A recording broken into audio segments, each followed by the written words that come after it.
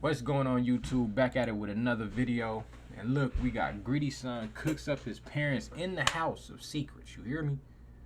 Basically what they saying, bro. Son got mad at mom and dad and said, fuck it, I'm killing you, making you into a pasta soup, and I'ma eat you. You went to his house thinking you finna eat red beans and rice, and you got over there and ate your uncle, auntie stew. That's what you eating, uncle, auntie stew, when you go to this nigga's house. This motherfucker is weird. He'll definitely touch your children, but he weird. Oh no. But before we get into this video, man, you know I need y'all to like, comment, subscribe, turn them post notifications on. Let's get back and relax. And let's do it. Still showing a meat grinder and gas can were found in the trunk of what they say is Guy's car. Guy is a college student in Louisiana. The Knox County Sheriff's Office called the crime scene gruesome. It would be described as horrific, a very gruesome crime scene. What investigators found inside has been dubbed by the state as a diabolical stew.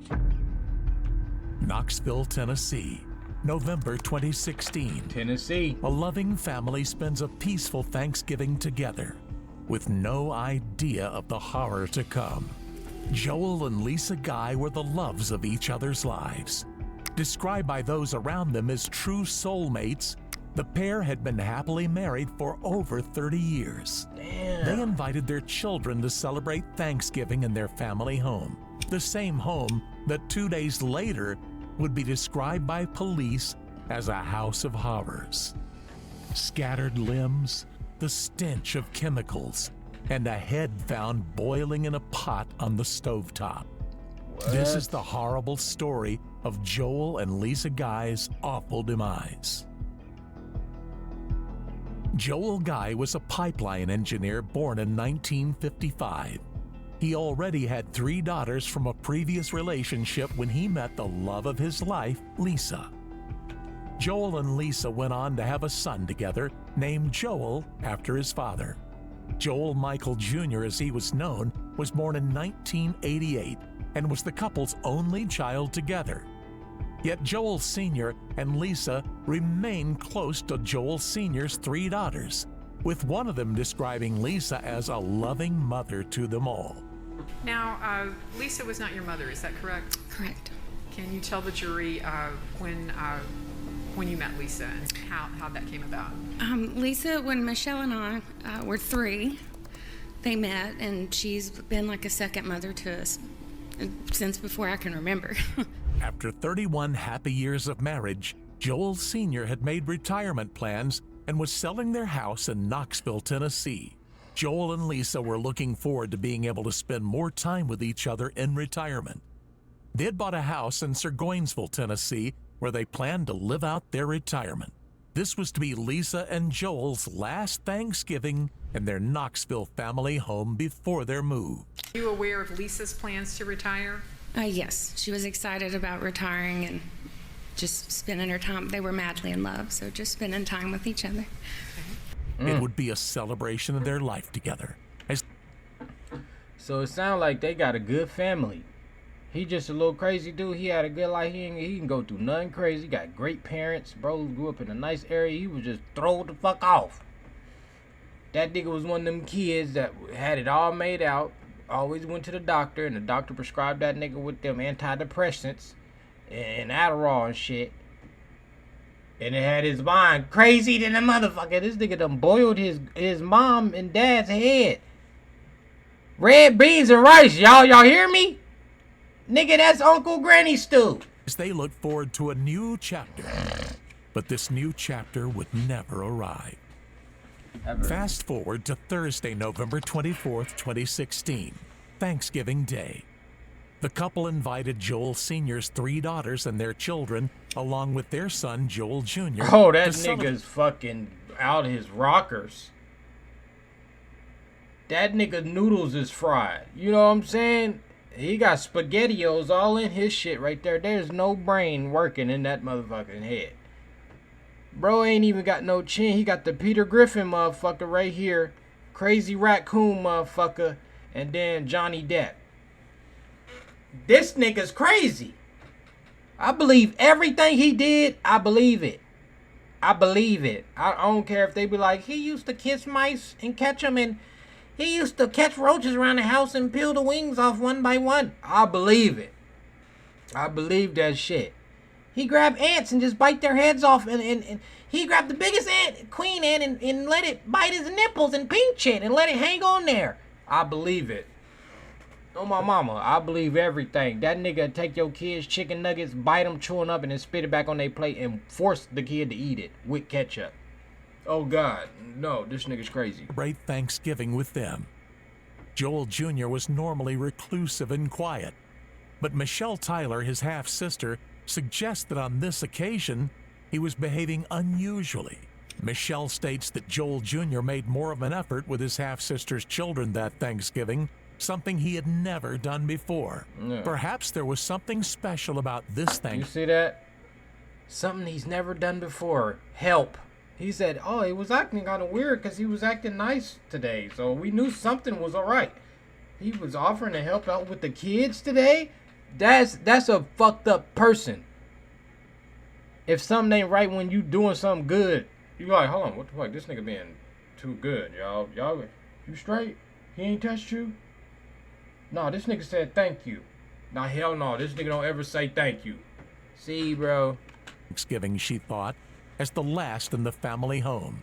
This day was a little different. It was always more, the typical time with Dad and Lisa was more laughing and banter, but if Joel Michael Jr. was there, he wasn't ever hanging with us doing that banter. He would be in his room. And at some point, did he interact, though, with your children?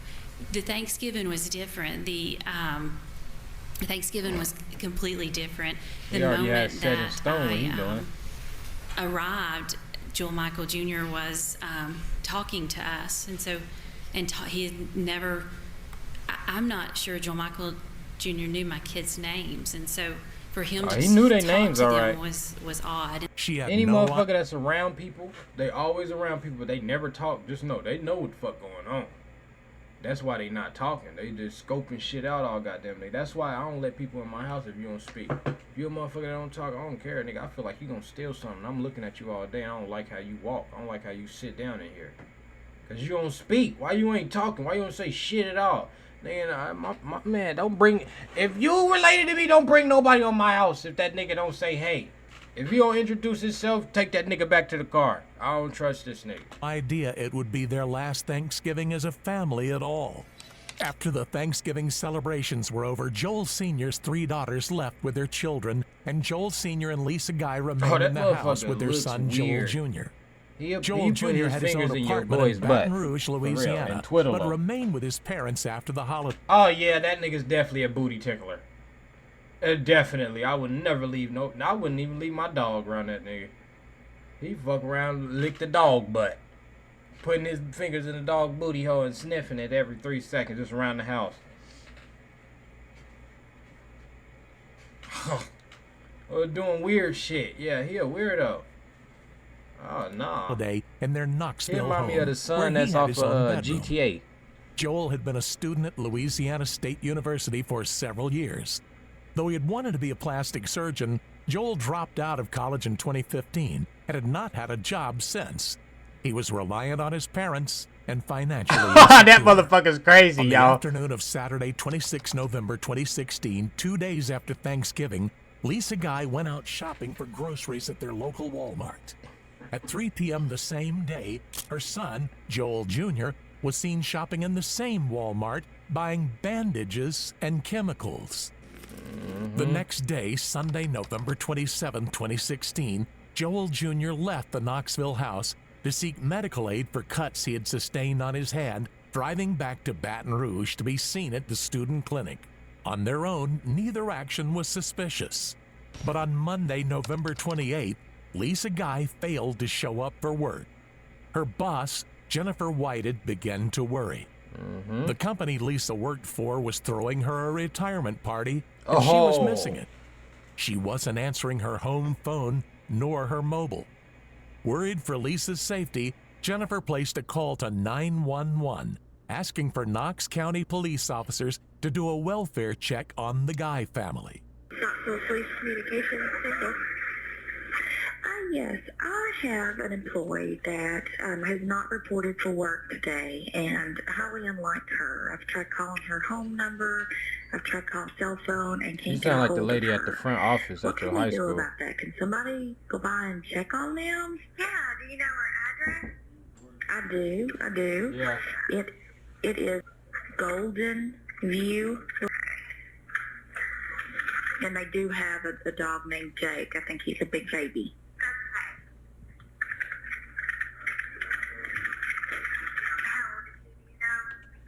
She is in her, I think, late 50s. Do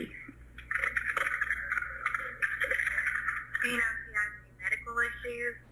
No, I mean, she has high blood doorknob pressure, broke but that's off? all. That's all that I know of. You looking through the doorknob? Yeah, I know that their house is for sale, and they are moving, and she is leaving our company, but that's supposed to be Friday, and this... Oh, dumbass. He should have just waited till Friday. No, he shouldn't have. No. He shouldn't have did it. What the hell I'm talking about?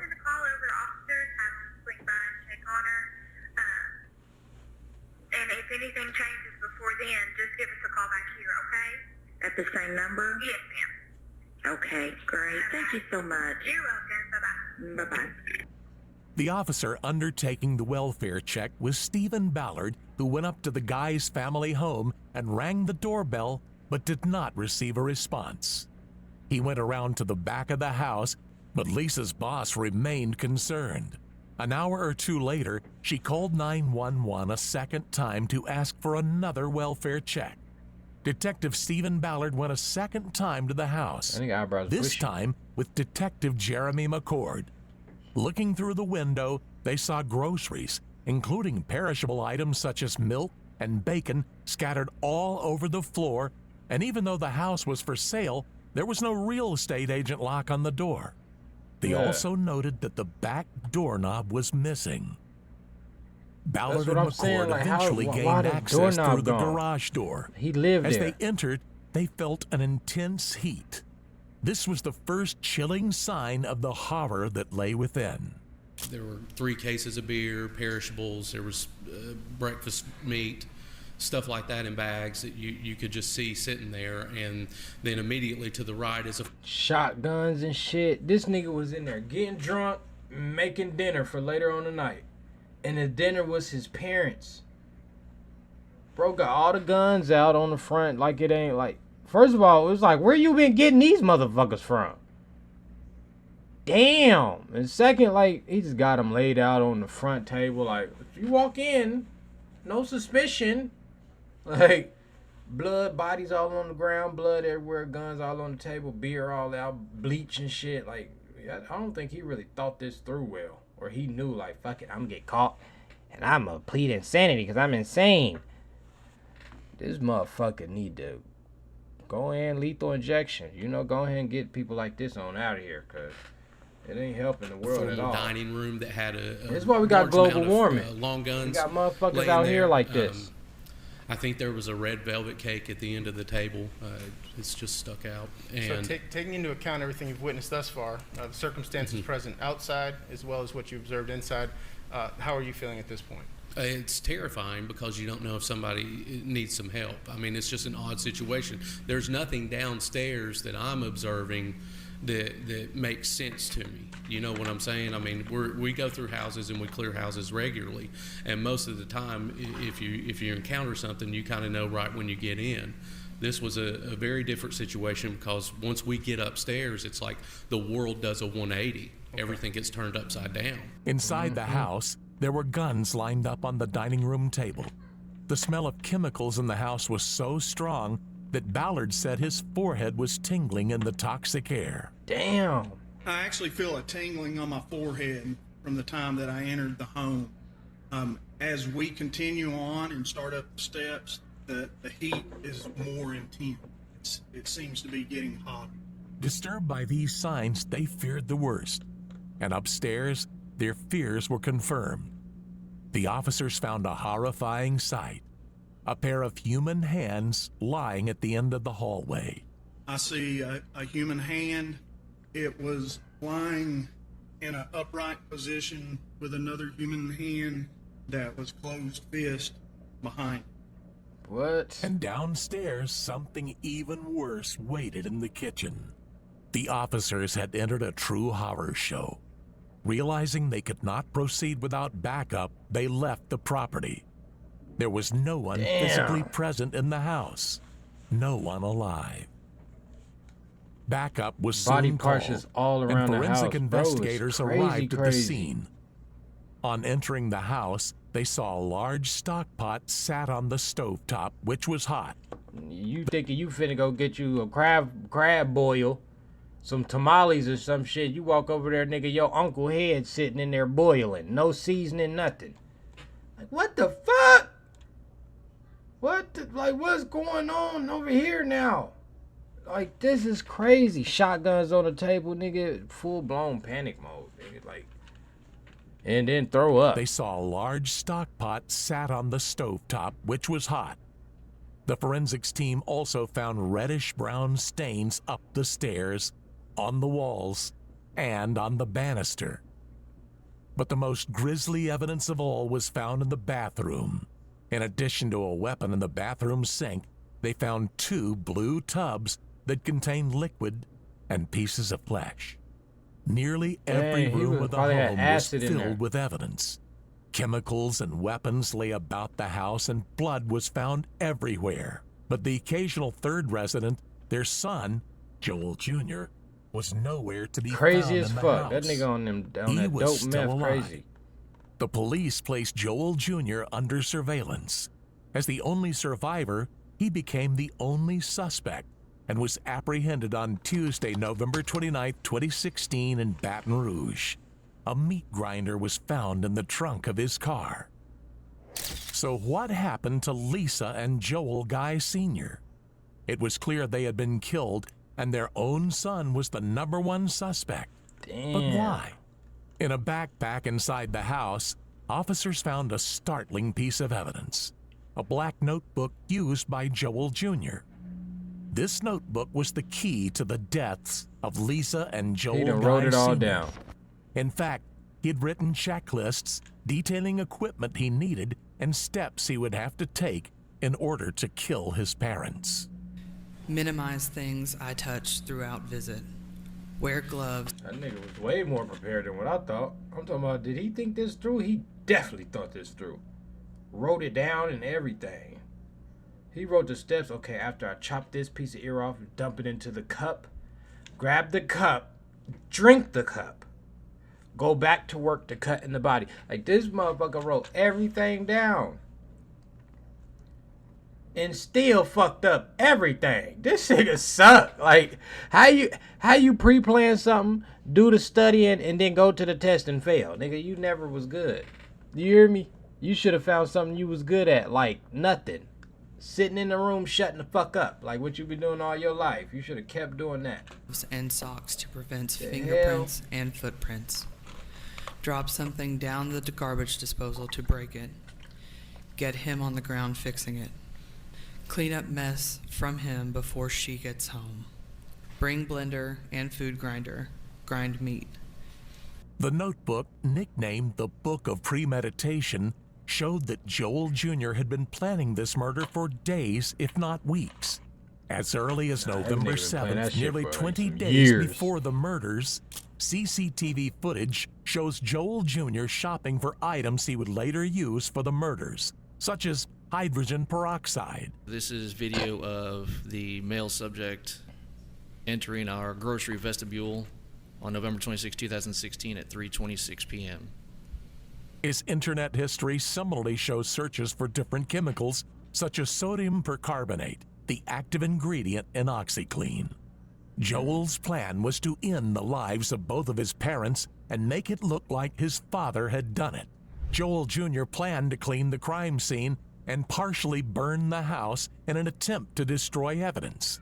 He also wrote notes about the temperature of the house, stating that he would turn the thermostat up as high as it would go to further remove any evidence of his heinous crimes. As these pieces of evidence were revealed, the timeline of events began to become clear. The timing was off. And here's one from November 26, 2016. That's why you gotta have friends. That's why you gotta treat people right, and you always gotta have that one good ass friend. Cause if it weren't for that one good ass friend, like, girl, y'all ain't seen Janessa? Bitch ain't been at work all day. Something ain't right. She comes to work. Something ain't right. And called and called and called. You ain't answer your phone. Called the police. Can y'all go by and check on Buster Nigga house? She ain't been at work. She usually come to work. If it weren't for her, he would have got away with this shit. He would have got away. They would have just been like, if you was just a regular rude ass motherfucker, I go to work, I hate my job, and then go home, and go back to work, you would have been dead. Well, they did die, but it wouldn't have been no justice. Your retarded ass son would have been just walking around killing everybody and shit. Damn. Keep you a friend, man. Always make friends that care about you. 18 minutes after noon at the 10,900 Parkside Drive Walmart, detailing the items purchased are consistent with what was observed and documented at the Golden View address in the foyer.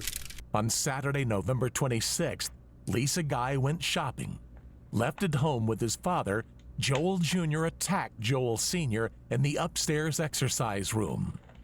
Police officers noted that the room was a mess, suggesting Joel Sr. fought for his life, but his son overpowered him and attacked him with a knife over 40 times. Damn! Lisa Guy arrived home just after midday. She walked into the house carrying the groceries she had just bought with no idea of the horror she was returning to. Perhaps she heard a sound from upstairs or saw some signs of her son's violent turn. She dropped the groceries all over the floor and ran upstairs. But she was too late to save her husband. Instead, her son attacked and killed her. She sustained at least 31 stab wounds. Damn, he had all them guns for a show? I'm gonna be real, bro. To kill somebody, you already a crazy motherfucker to kill anybody. But to shoot somebody, it's like anybody can shoot somebody and kill somebody. You can be a 3-year-old, pull the trigger, pow, and blow the motherfucking head out. But to stab some motherfucker 32 times and then go to the next motherfucker to walk in and keep going, you know how crazy you gotta be for real? Because imagine, when you fighting, bam, bam, bam, bam, bam, bam, you get in a fight and you just still trying to fight, bam, bam, bam. And then you know how your adrenaline rush and that crazy pop out of you? Imagine you doing that in blood everywhere and it's to your parents and then the other one pop in, it's just, bro, you got to be crazy as fuck. Oh my God, really think about that. Really think about how crazy you gotta be to do some shit like that.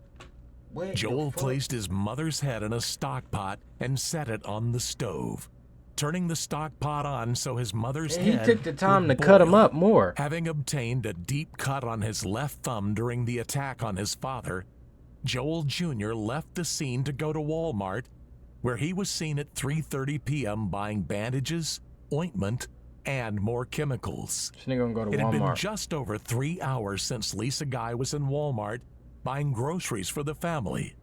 Now, Joel Jr. was shopping in the same Walmart, and both his mother and father were dead.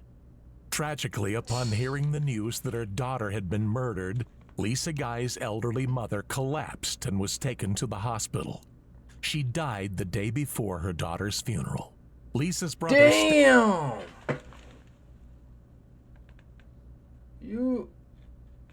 Nigga, that... Damn, that's heartbreak. She collapsed, no matter now her daughter dead, she couldn't take it and died. It was just straight heartbreak, heart failure or whatever, stroke or something. Damn.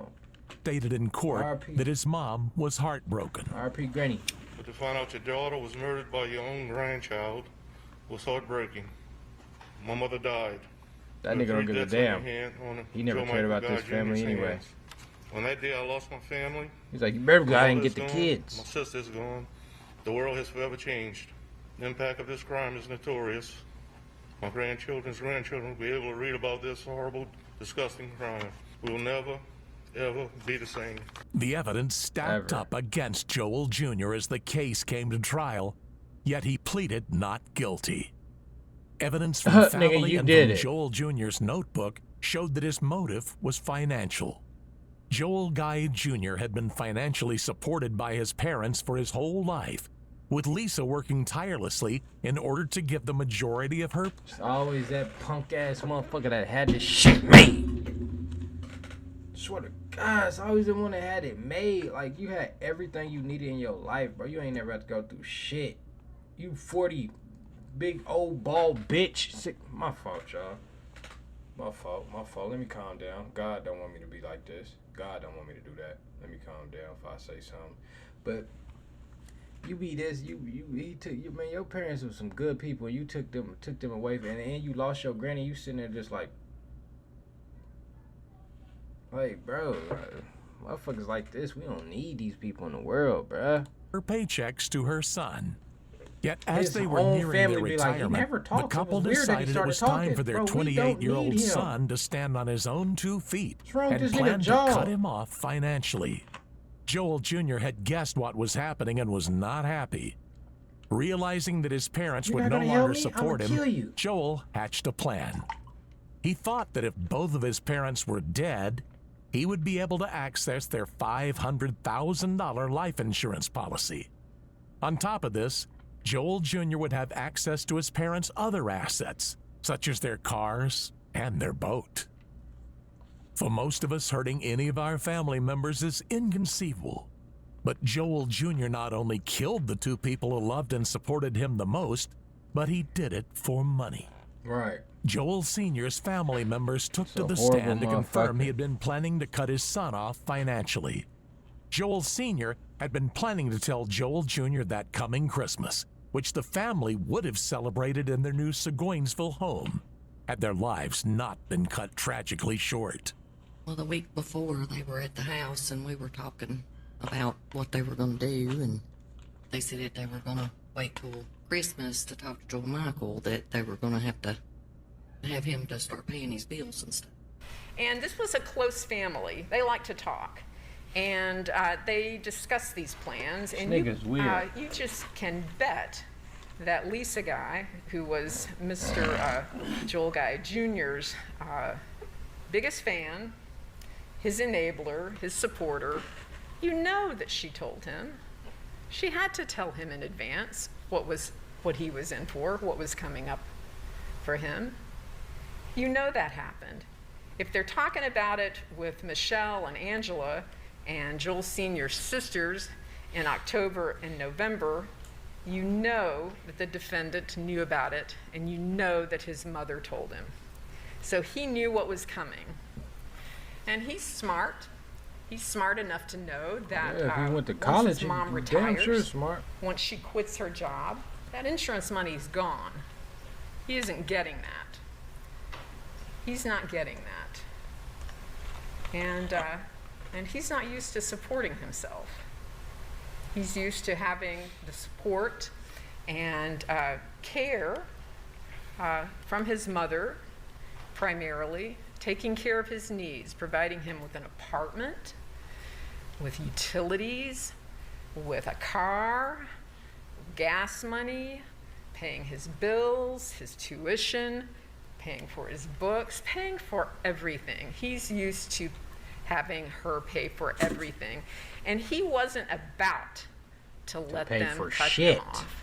A further grim detail was explained by Michelle Tyler, Joel Jr.'s half-sister. She stated that she had seen the blue containers in Joel Michael Jr.'s car during their Thanksgiving celebrations, 2 days before the murders. These blue containers would be the ones into which Joel Jr. would place chemicals and parts of his parents' bodies. Day 2 of the trial, Tuesday, September 29th, saw footage of Joel Jr. in Walmart, just hours after the deaths of his parents, where he was purchasing bandages and plasters to put over the cut on his thumb he sustained after he attacked his dad. On the video, you can see that he has what appears to be bandages covering some type of injury on his paying it with his dad's money, too. That's crazy. More photos and videos from this house of horrors were also shown. The pot that contained Lisa Guy's head was also shown to the court. Multiple items in the house used for the murder had Joel Jr.'s fingerprints on them. Officers came to the stand to further describe what they found. One officer described the smell, stating that he would never be able to get that smell out of his head.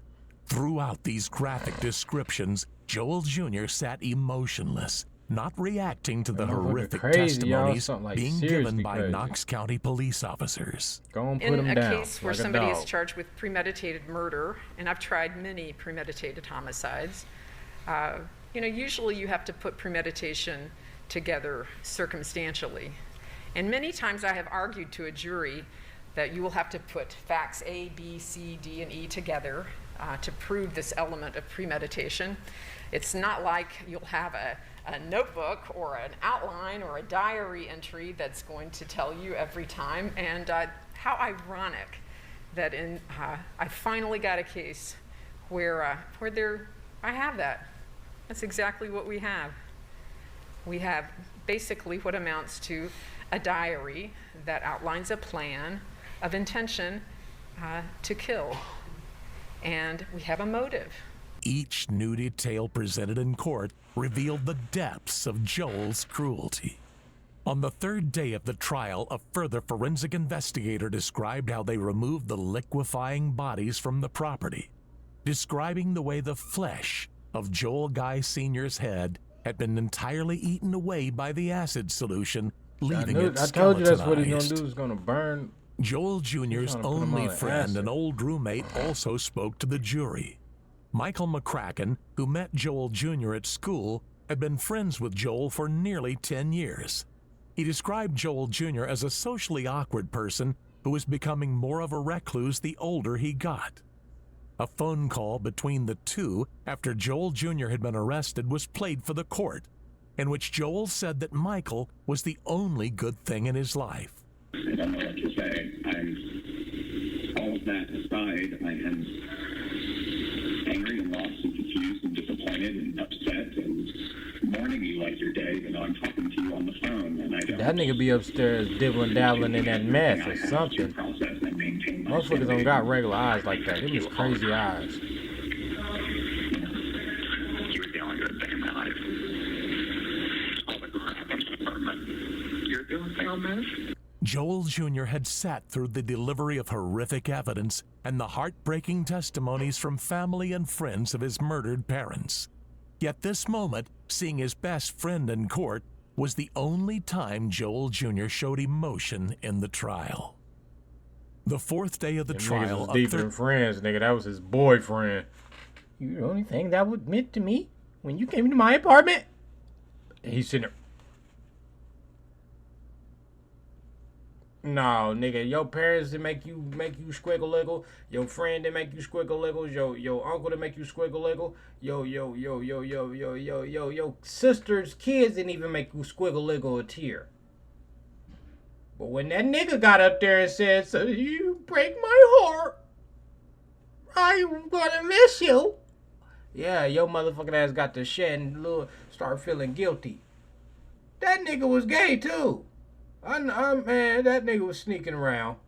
He was sneaking around with that fucking around. He was gonna take that 500K and they was gonna go live a happy life. Fuck that, nigga. You knew this nigga was crazy, gayin'.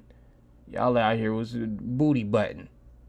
Thursday saw the beginning of deliberations. Joel Guy Jr. turned down the opportunity to testify, and the charges against him were read out again. I feel like you've been given enough advice from us and your own thinking. And have you made a decision? And what is that? And you do understand, if you wanted to, regardless of what your attorneys advise you, that you certainly could. That decision is completely yours. You understand that, Mr. Guy? And so it's your decision, after being informed and discussing this with your attorneys, to not testify in this case. Is that correct? All right, thank you, sir. Finally, on Friday, October 2nd, 2020, Joel Guy Jr. was found guilty on all charges, including 2 counts of first-degree murder, 3 counts of first-degree felony murder, and 2 counts of abuse of a corpse. Joel was found unanimously guilty on all 7 counts, with over 700 pieces of evidence shown to the court. Lock his ass Joe up. Michael Guy Jr. remains Damn, they went in there and beat his ass? That's all they did? Yeah, they need to go ahead and knock the other side swollen. Why don't he got a toothache or something? Let that bitch swell up to where the whole side of his shit fat.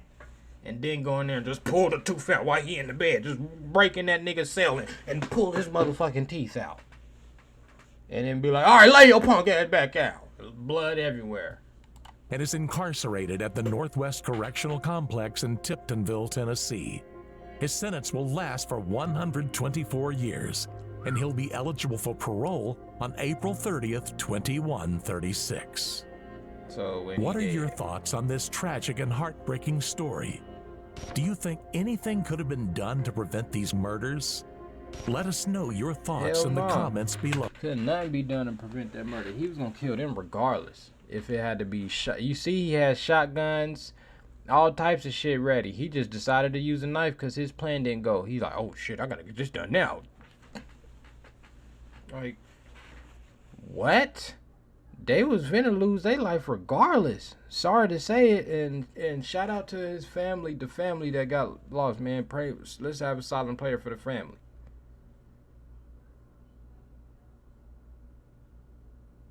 All right. R.I.P. to Granny too. But yeah, that motherfucker crazy, man. He was gonna do that regardless. He was gonna hurt somebody. If it wasn't gonna be them, it was gonna be his sister's kids. Cause since he's starting to react, he was just picking like who he wanted to get. And he was like, okay, yeah, none of them. I'm gonna just go ahead and get this money from my dad and my mom then. Yeah, he has somebody was gonna get it regardless. Somebody was gonna get it.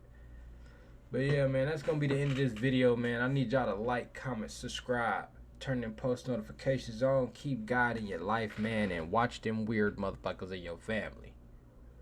Watch the people body language, how they moving, and rock with yourself accordingly, because you don't know people's true intentions for real. Y'all be safe, man. I'm gone. Peace.